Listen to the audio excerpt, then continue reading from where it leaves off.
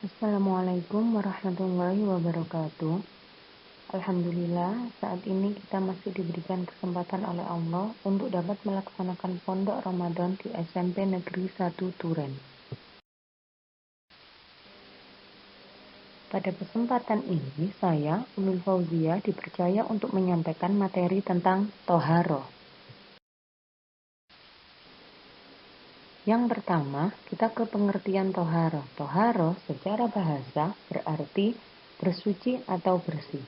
Sedangkan menurut istilah syar'i, toharo adalah bersuci atau membersihkan diri baik dari hadas dan najis agar sah dalam melaksanakan ibadah. Ibadah yang dimaksud seperti sholat, tawaf, dan lain sebagainya.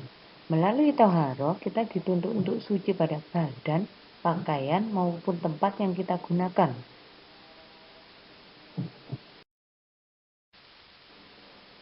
Adapun dalil yang menjelaskan tentang toharoh yang pertama yaitu ada di Quran Surat Al-Baqarah ayat 222 yang berbunyi Innallaha yuhibbut tawwabina wa yuhibbul mutatahhirin. Artinya, sesungguhnya Allah menyukai orang-orang yang taubat dan menyukai orang yang mensucikan diri.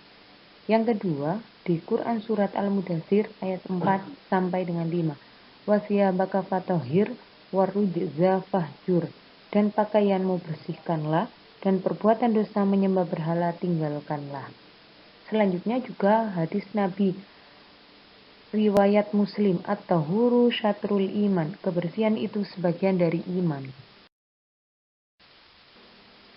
Setelah mempelajari tentang pengertian toharoh, juga mengetahui dalil yang memerintahkan kita untuk senantiasa bersuci, maka selanjutnya kita beralih ke alat yang digunakan untuk bersuci.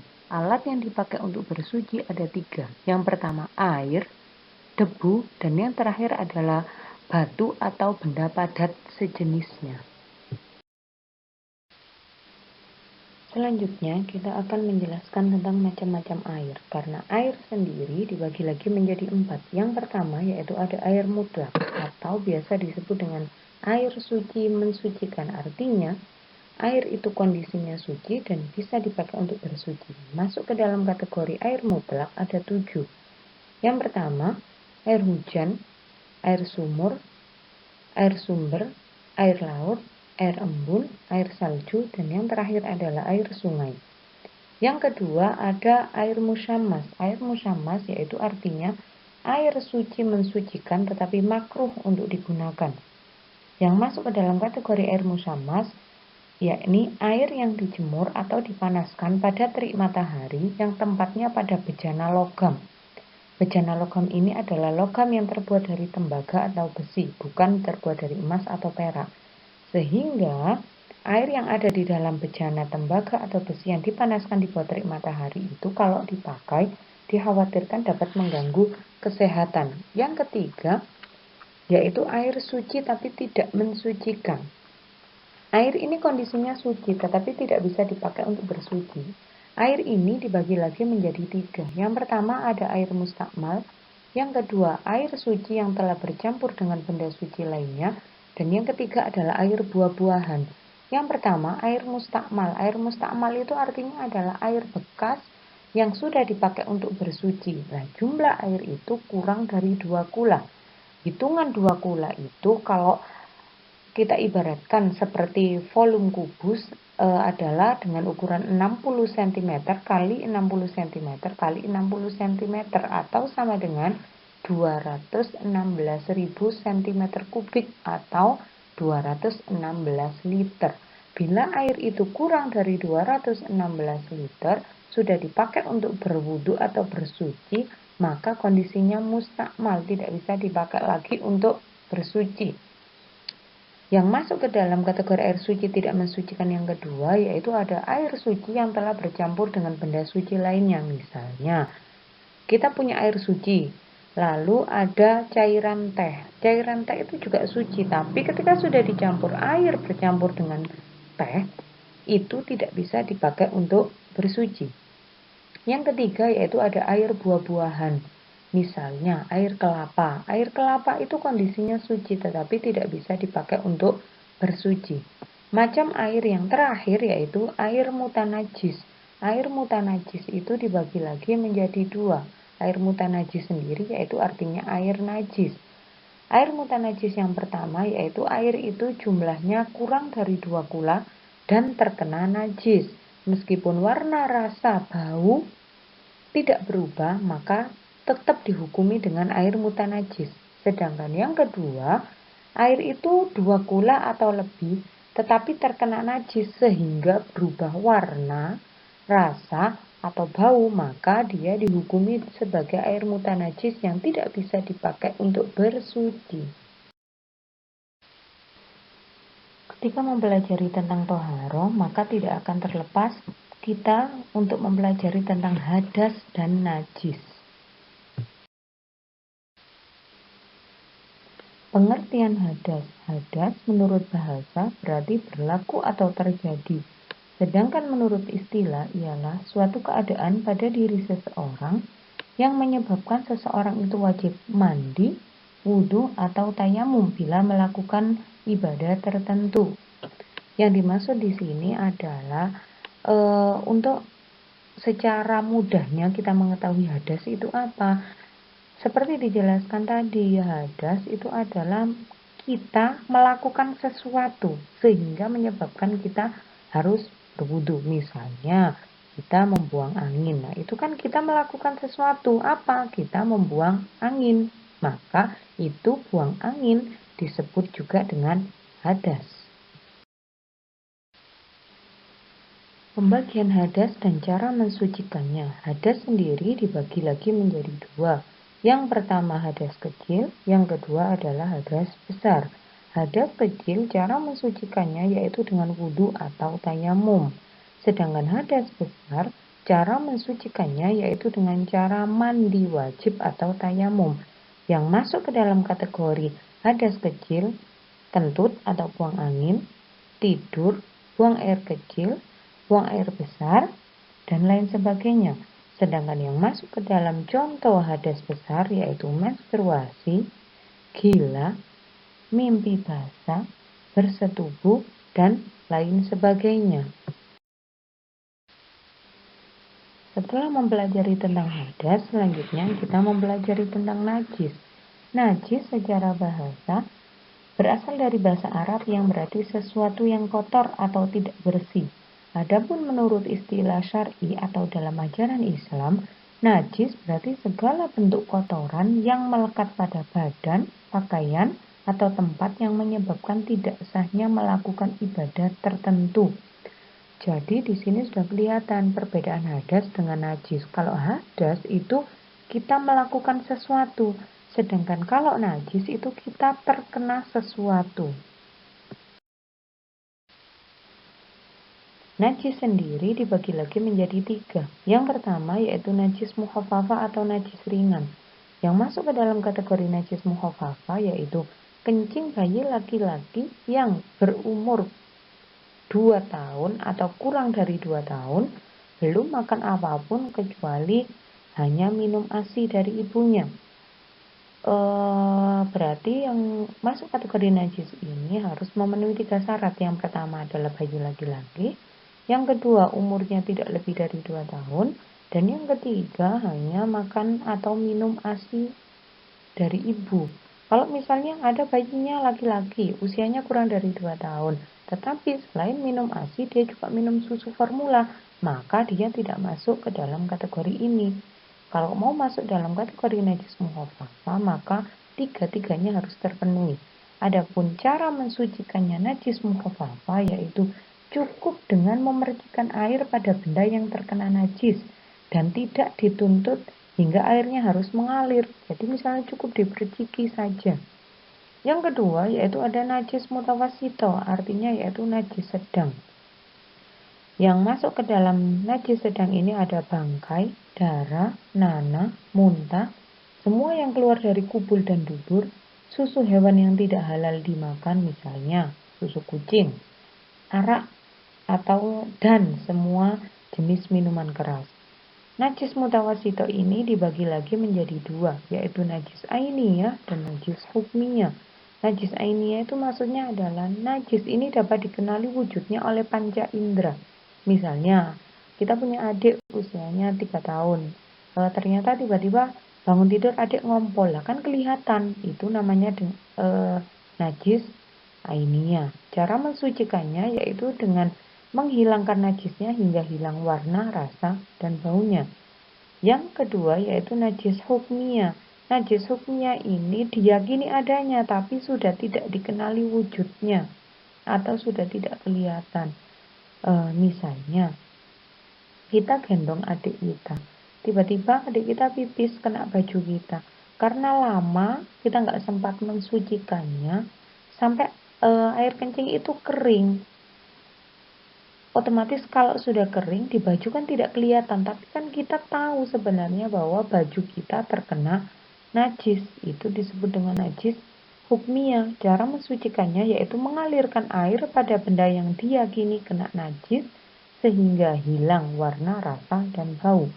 Pembagian najis yang ketiga yaitu najis mughalladho atau najis berat. Masuk kategori najis mughalladho yaitu berupa anjing dan babi serta keturunan dari keduanya. Misalnya kita main ke rumah teman tuh punya anjing lucu banget. Tiba-tiba anjing itu nempel-nempel ke kaki kita, maka otomatis itu adalah masuk ke dalam kategori najis mughalladho. Cara mensucikannya yaitu dengan dibasuh air sebanyak 7 kali. Di antara 7 kali itu ada salah satunya yang dicampur dengan debu atau tanah yang suci. Terserah itu mau basuhan yang keberapa. Kalau bisa sebelum basuhan yang ketujuh. Jadi misalnya membasuh yang pertama pakai air saja. Membasuh yang kedua dengan campuran air dengan debu suci itu. Lalu berarti nanti basuhan yang selanjutnya cukup dengan menggunakan air. Penjelasan tentang hadas dan juga najis sudah kita lakukan di awal pada slide sebelum ini. Maka kita selanjutnya beralih ke macam toharoh, macam-macam bersuci. Artinya bersuci itu adalah bersuci dari hadas dan yang kedua yaitu bersuci dari najis. Kalau bersuci dari hadas caranya dengan wudhu, mandi, tayamum. Sedangkan bersuci dari najis caranya ya dengan menghilangkan najis yang ada di badan, pakaian, ataupun tempat. Pada slide ini kita akan membahas cara mensucikan hadas yang pertama dengan cara wudhu. Wudhu itu secara bahasa berarti bersih atau indah. Sedangkan secara istilah, wudhu membersihkan anggota-anggota badan tertentu, yang dimaksud di sini adalah anggota wudhu, untuk menghilangkan hadas kecil dengan menggunakan air suci mensucikan dan memenuhi syarat-syarat serta rukun-rukun tertentu. Itu adalah pengertian wudhu secara istilah. Adapun dalil yang memerintahkan untuk wudhu yaitu Quran Surat Al-Ma'idah ayat 6. A'udzu billahi minasyaitonir rajim. Ya ayyuhalladzina amanu idza kuntum ilas sholati faghsilu wujuhakum wa aydiyakum ilal marafiqi wamsahu biru'usikum wa arjulakum ilal ka'bayn. Artinya, hai orang-orang yang beriman, apabila kamu hendak mengerjakan sholat, maka basuhlah mukamu dan kedua tanganmu sampai dengan siku dan sapulah kepalamu dan basuhlah kakimu sampai dengan kedua mata kaki. Ketentuan-ketentuan dalam melaksanakan wudhu. Yang pertama ada syarat wudhu. Syarat wudhu artinya adalah sesuatu yang dipenuhi sebelum wudhu dilakukan. Maka apabila sesuatu itu tidak terpenuhi maka wudhunya tidak sah. Yang pertama adalah Islam. Kalau mau wudhunya sah harus Islam. Kenapa? Kalau nggak Islam ngapain harus wudhu? Kan begitu. Yang kedua adalah mumayyiz. Mumayyiz itu artinya adalah bisa membedakan yang baik dan buruk. Yang ketiga, tidak sedang berhadas besar. Kalau kita berhadas besar, misalnya sedang menstruasi, kita melakukan wudhu, secara otomatis wudhu kita tidak sah. Yang keempat, memakai air mutlak. Yang kelima, tidak ada yang menghalangi sampainya air ke kulit. Maka kenapa untuk para perempuan ketika memakai kutek, kita tidak wudhu kita tidak sah karena kutek itu sama dengan cat menghalangi sampainya air ke kulit atau ke kuku. Yang keenam, mengetahui mana yang rukun dan mana yang sunnah. Yang kedua ada rukun wudhu. Rukun wudhu adalah sesuatu yang harus dilakukan dalam berwudhu agar wudhunya menjadi sah. Karena kalau tidak dikerjakan salah satunya saja, maka wudhunya dianggap tidak sah. Rukun wudhu ada 6. Yang pertama niat, yang kedua membasuh muka, yang ketiga membasuh kedua tangan sampai siku, yang keempat mengusap sebagian kepala, yang kelima membasuh kedua kaki sampai mata kaki, dan yang keenam adalah tertib atau urut. Selanjutnya ada namanya sunnah wudhu. Sunnah namanya sunnah yaitu sesuatu yang apabila dikerjakan mendapat pahala dan apabila ditinggalkan tidak membatalkan wudhu. Yang masuk ke dalam sunnah wudhu diantaranya membaca basmalah, menghadap kiblat, mendahulukan anggota yang kanan, membasuh anggota wudhu 3 kali, dan lain sebagainya. Yang terakhir yaitu adalah hal-hal yang membatalkan wudhu. Hal-hal yang membatalkan wudhu yang pertama ada keluarnya sesuatu dari 2 jalan. 2 jalan itu adalah maksudnya kubul dan dubur, misalnya pipis atau BAB. Yang kedua tidur, yang ketiga hilang akal, yang keempat menyentuh kemaluan, yang kelima bersentuhan kulit antara laki-laki dan perempuan yang bukan muhrim, dan lain-lain. Setelah membahas tentang wudhu, maka yang kedua yaitu tentang mandi wajib. Pengertian dari mandi wajib yaitu yang dimaksud dengan mandi wajib adalah mengalirkan air ke seluruh tubuh disertai dengan niat menghilangkan hadas besar. Dalilnya yaitu Quran Surat Al-Ma'idah ayat 6. Wa in kuntum junuban fatahharu. Artinya, dan jika kamu junub maka mandilah. Ketentuan-ketentuan dalam mandi wajib. Yang pertama, rukun mandi wajib. Rukun mandi wajib itu sendiri ada 2. Yang pertama niat, yang kedua mengalirkan air ke seluruh tubuh. Adapun bunyi niat mandi wajib yaitu nawaitul ghusla biraf'il hadasil akbari fardhan lillahi ta'ala. Artinya, aku niat mandi wajib untuk menghilangkan hadas besar wajib karena Allah. Kalau memang nggak bisa mengucapkan niat dalam bahasa Arab, niat boleh dibaca dalam bahasa Indonesia. Yang kedua yaitu mengalirkan air ke seluruh tubuh. Artinya kalau sudah niat, terus sudah mengalirkan air ke seluruh tubuh, maka itu mandinya sudah sah. Meskipun nggak pakai sampo ataupun nggak pakai sabun. Cuman lebih baik kalau menggunakan sampo itu maka lebih bersih. Yang kedua ada sunnah mandi. Hal-hal yang disunahkan ketika mandi namanya sunnah. Kalau dilakukan pahalanya bertambah, kalau tidak dilakukan mandinya tetap sah. Yang masuk ke dalam kategori sunnah mandi yang pertama yaitu menghadap kiblat. Selanjutnya membaca basmalah pada permulaan mandi. Selanjutnya ada berwudu sebelum mandi dan lain sebagainya. Adapun beberapa hal yang menyebabkan hadas besar, kan mandi itu adalah bersuci karena hadas besar. Yang pertama ada bersetubuh, yang kedua ada keluar mani, yang ketiga mati, yang keempat haid atau menstruasi, yang kelima nifas, yang keenam wiladah. Khusus untuk beberapa yang nomor 4, 5, dan 6, haid atau menstruasi itu adalah darah yang keluar pada perempuan, bukan darah penyakit, itu keluarnya adalah normal, biasanya 1 bulan sekali. Darah menstruasi itu paling sedikit adalah 1 tetes atau minimal sehari semalam. Pada umumnya kalau menstruasi itu 6 atau 7 hari. Tetapi setiap perempuan itu berbeda. Paling sedikit menstruasi itu adalah sehari semalam. Paling lama itu adalah 15 hari. Kalau lebih dari 15 hari itu dihukumi sebagai darah istihadah atau darah penyakit. Kalau sudah menstruasi sudah lebih dari 15 hari kok masih mengeluarkan darah, itu berarti kamu masih wajib melakukan sholat. Bukan berarti setiap mengeluarkan darah berarti harus menstruasi, ini namanya berarti kamu tidak sholat. Gak begitu, ada hitung-hitungannya. Selanjutnya darah yang bisa dikeluarkan oleh perempuan yaitu darah nifas. Darah nifas itu adalah darah yang keluar setelah seorang perempuan melahirkan.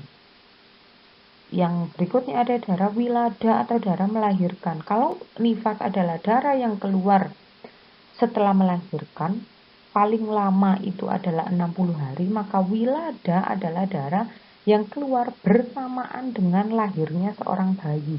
Jadi bedanya begini, kalau wilada itu adalah darah yang darah yang keluar bersamaan dengan lahirnya bayi, sedangkan nifas adalah darah yang keluar setelah seseorang perempuan itu melahirkan. Pembahasan selanjutnya yaitu tentang tayamum.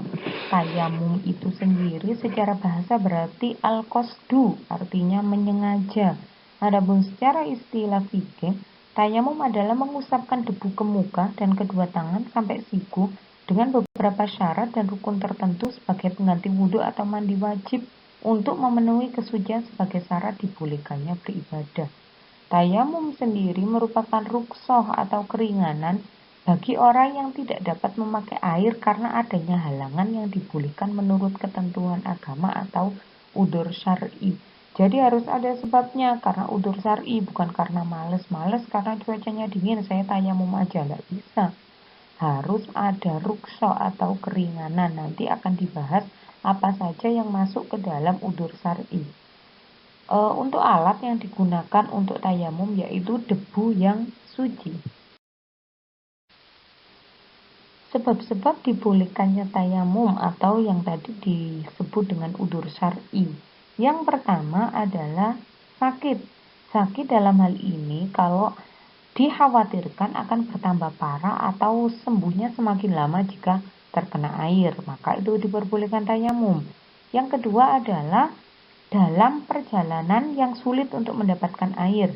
Yang ketiga, telah masuk waktu sholat namun tidak ada air. Kita sudah berusaha untuk mencarinya tetapi tidak diperoleh air. Yang keempat, air itu ada tetapi ada alasan-alasan tertentu. Yang pertama, suhu air sangat dingin sehingga kalau dipaksakan untuk berwudu atau mandi dikhawatirkan mendatangkan kemudorotan. Yang kedua, jumlah air itu sedikit, tidak cukup digunakan untuk wudu atau untuk mandi.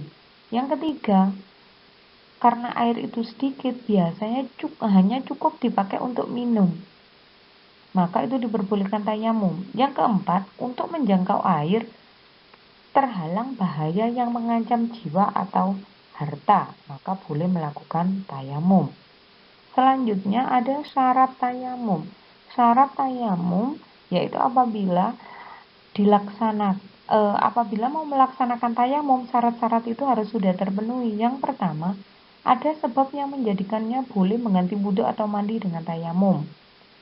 Yang kedua, sudah masuk waktu sholat, karena tayamum itu beda dengan wudhu. Kalau misalnya kita wudhu untuk sholat duhur, terus sudah masuk waktu asar kok belum batal, itu kita kita nggak wudhu lagi lalu dilanjutkan dengan sholat asar. Tapi kalau tayamum berbeda, satu kali sholat berarti satu kali tayamum, meskipun nggak batal. Misalnya kita tayamum untuk sholat duhur, terus kita belum batal, udah masuk waktu asar, berarti kita harus ngulang tayamum lagi. Yang ketiga, sudah berusaha mencari air tapi tidak mendapatkan. Yang keempat, tidak dapat menggunakan air karena udzur syar'i. Yang kelima, harus menggunakan debu yang suci dan tidak tercampur benda lain. Lah, untuk debu suci itu kita nggak bisa pakai debu yang ada di lantai. Untuk mencari debu suci itu kita bisa menggunakan debu yang ada di jendela, yang ada di tembok-tembok. Ketentuan yang selanjutnya yaitu rukun tayamum. Rukun tayamum itu ada 4. Yang pertama adalah niat yang berbunyi nawaitu tayammum listibahatis sholati fardholillahi ta'ala. Artinya, aku niat bertayamum agar dapat mengerjakan sholat fardu karena Allah. Yang kedua, mengusap muka dengan debu suci. Yang ketiga, menyapu kedua tangan sampai siku dengan debu suci. Yang keempat adalah tertib. Jadi dalam pelaksanaannya tayamum itu cuma perlu 4 aja. Niat, mengusap muka dengan debu, menyapu kedua tangan dengan debu sampai siku, dan tertib. Nggak ada namanya mengusap sebagian kepala, berkumur, atau apapun seperti wudhu. Kan nggak mungkin kita berkumur menggunakan debu. Selanjutnya adalah hal-hal yang membatalkan tayamum. Yang pertama, semua hal yang membatalkan wudhu maka secara otomatis membatalkan tayamum. Yang kedua, kita sudah menemukan air. Kalau sudah ketemu air, maka tayamum secara otomatis batal. Yang ketiga, sudah dapat menggunakan air. Misalnya tadi sakit, kalau pakai air tambah parah. Maka ketika kita sembuh, otomatis tayamum kita akan batal. Demikian penjelasan saya tentang toharo. Dari mulai pengertian toharo, najis, hadas, dan yang terakhir sampai kepada tayamum. Untuk yang terakhir kali yaitu tugas kalian, yaitu buatlah rangkuman tentang materi toharo. Kan tadi udah Bu Lul jelaskan dari awal sampai akhir. Bikin rangkumannya, apa saja yang kalian tangkap dari materi yang sudah Bu Lul jelaskan. Oke, selamat mengerjakan.